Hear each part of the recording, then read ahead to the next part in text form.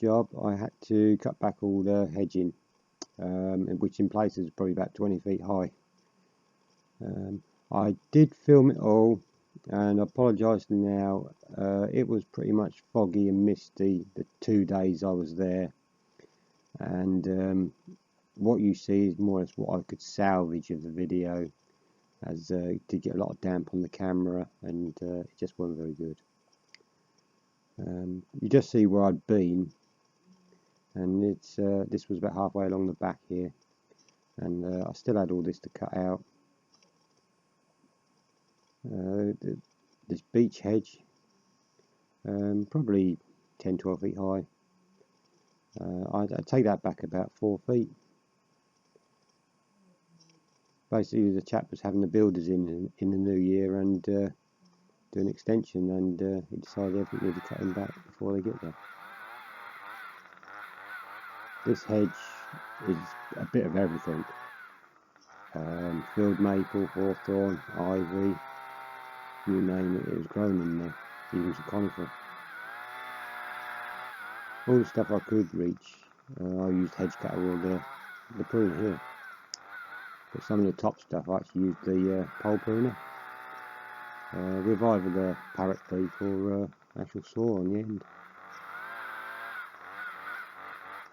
I actually did, I did 2 days here, 2 full days. I did some at the front, down the side of the house, leading up to the garage, and right round the whole garden more or less, apart from the back hedge. These are all neighbours' hedges that are overgrown.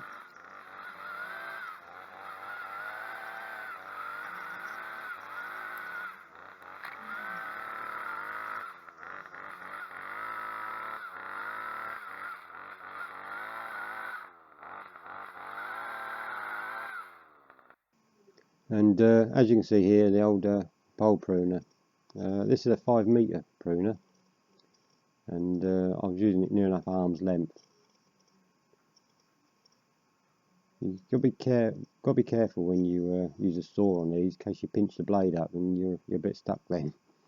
That's why I sort of, this last little bit, I was being a bit cautious, trying to get the saw away. Every time I felt a little bit of movement, and then, as you see, just pull her away. Down she comes.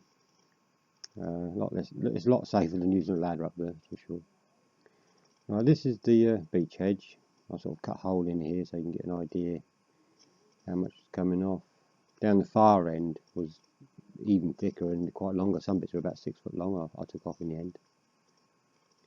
I don't think anything in this garden had been cut for 2, 3, maybe 4 years. So what I did, I managed to use the hedge cutter on sort of bottom part of the hedge where it's a bit more spindly, as beech tends to be a bit weak at the bottom. But even here, the hedge cutter was struggling. Some of the stuff was really thick in there, and in the perfect world, I think I'd like to use loppers right through this to make nice clean cuts all the way through, but it would have just took too long. You know, it would cost a bloke a fortune, so a little less finesse but a bit more speed was the pruner, really.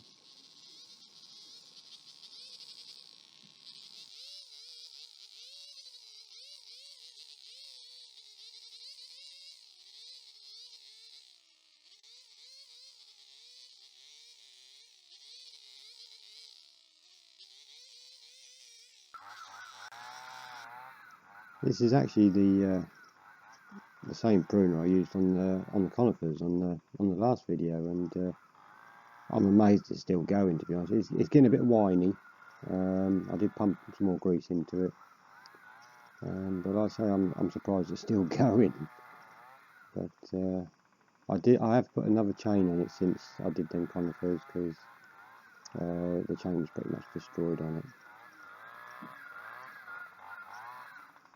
What I did is with the pruner, I went through right the way the full length of the hedge, and then from the bottom end I put an extension in to the pruner, so I could do the last two feet of it height wise. But as I said, there's some really thick old bits in there. There was a few bits that I didn't even put, the thicker stuff I didn't put through the chipper, as I actually chopped them up and kept them as logs. And this is a bit of a kind of hedge. The far side I had to cut. If you look, you can see where someone in the past has gone a bit mad with hedge cut. You can still see their sweep marks in it. So there isn't a vast amount you can do with this hedge apart from trim it, and a few bits I left a little bit longer. Hopefully they'll grow out and fill them marks in a little bit, but you can see every cut in the front face of it. Whoever did it last, they really did a mess of it.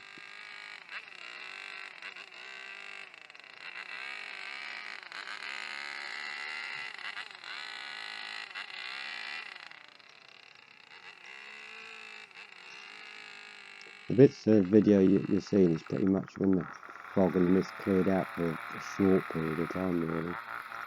It's sort of, it was there in the morning, it was back again in the afternoon, so I tried to level the top of the hedge out a little bit. I think it'll take probably 2 or 3 cuts to get it levelled properly. Certain bits need to grow out. You know,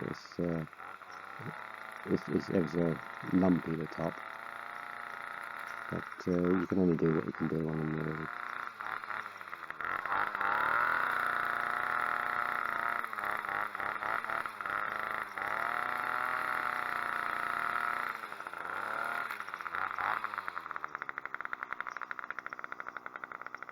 I was trying not to drop any bits into the neighbour's garden as well.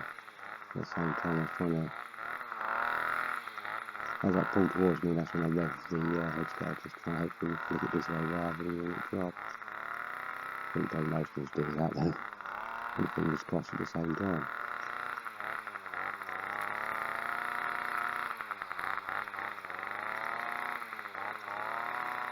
I did see the neighbour in the garden, and he didn't say anything about any bits dropping, because he did say morning to me, so. I don't know if any of you use these anti-vibration gloves. You can see them here, they're called cutters, these ones actually. They're very, very comfortable, very comfortable. I know some people have said in the past they can't work with them on, they're too bulky, but these ones are very, very comfortable. I don't wear them because I've got white finger or anything, it's because of my tennis elbow. It was recommended to me by physio to anything to cut any sort of vibration down. So I've been trying them for the last couple of weeks.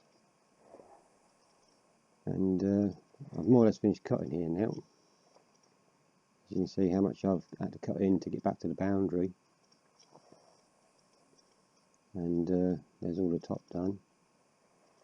And there's the beach. It's fairly straightish. There's a little lump at the top, at the far bottom, I've left in. It's basically virtually just a single branch coming out. And if I'd have cut it, it'd have left a massive hole in the hedge, so I thought it best to leave it there. It'd probably let it grow out a little bit anyway, so. And clearing up time. Because I had to carry it quite a way to the chipper, this beech hedge. I don't know if any of you do this.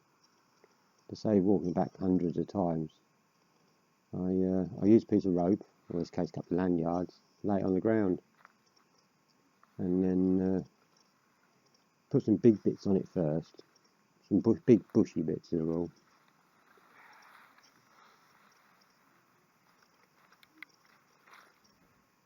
And then just keep piling it up.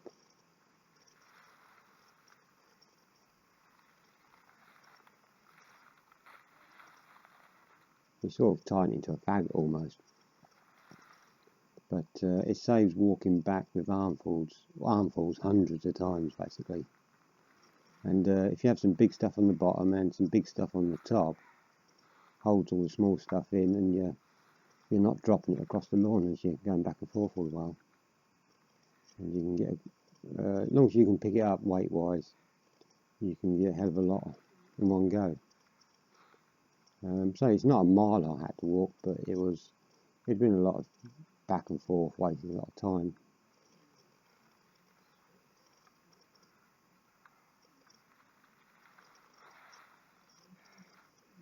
I'd already done one sort of chipping session. A lot of the stuff I took off that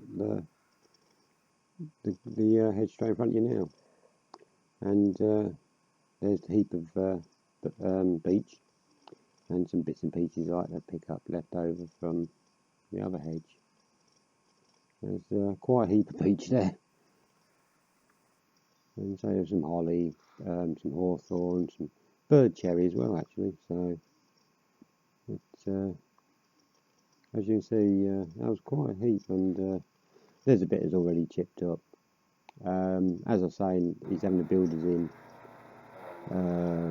the new year, and he said just chip in a heap, and when they do the garden, because I think we're going to do some patios and such like as well, he said that'll all go into a skip, which it would have been best, because even though he had a garage and I was walking through the garage to get to the garden, he had so much stuff and building materials etc. in the garage, I could only just get through with a hedge guy. So we actually brought the chipper through his front door and through his living room and through his patio doors. So I wouldn't want to have cut all that mess out for his living room.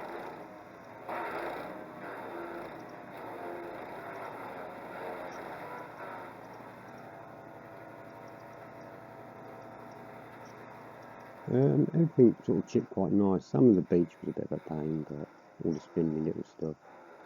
I was messing about here. I sort of opened the deflector up a bit and so you can see how far that shoot it. I was getting a bit bored. Thank you for watching, and hope it was of interest.